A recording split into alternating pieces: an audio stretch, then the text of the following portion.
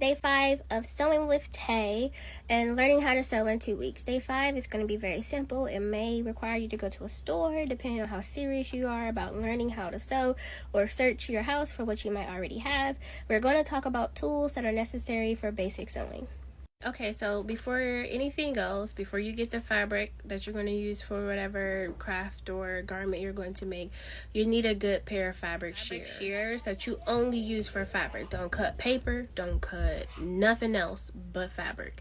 These are ginghams, but these are a little bit pricey. I've had them for a very long time. I have a couple. I've also found scissors on Amazon that are really good.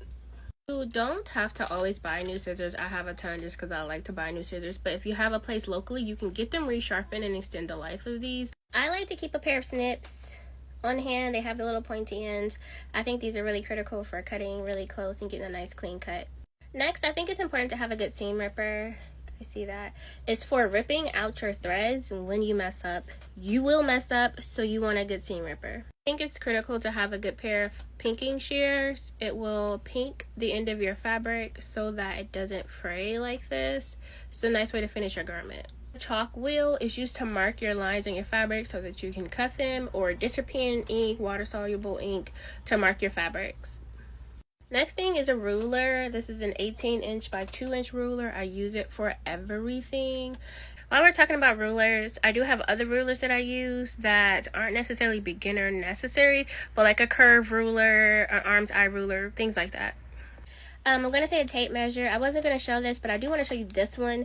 This one has the 1 on one side and 60 on the other. I like this one because I don't have to worry about finding the end of my tape. So I do like this like double-sided tape measure. And I'm like looking around my studio, like what else is like critical for beginner sewers. I'm gonna say my magnet. I really enjoy my magnet versus like a traditional pin cushion. Clumsy, I drop pins on the floor all the time. I use my magnet to pick my pins up. So an 1/8 ruler. I don't use this much now, but as a teenager when I first learned to sew, like this was like Bible. Like I use this all the time. This little piece here slides up and down, makes it easy for you to like mark on your fabric. Okay, wrapping up day 5, I'm going to say pattern weights. I'm like keep remembering stuff. Pattern weights, but I don't have traditional pattern weights. I usually pin, but we'll get into that later. But if you want to get pattern weights, I bought these like big washers from like Lowe's, those to weigh my fabric down, so those work.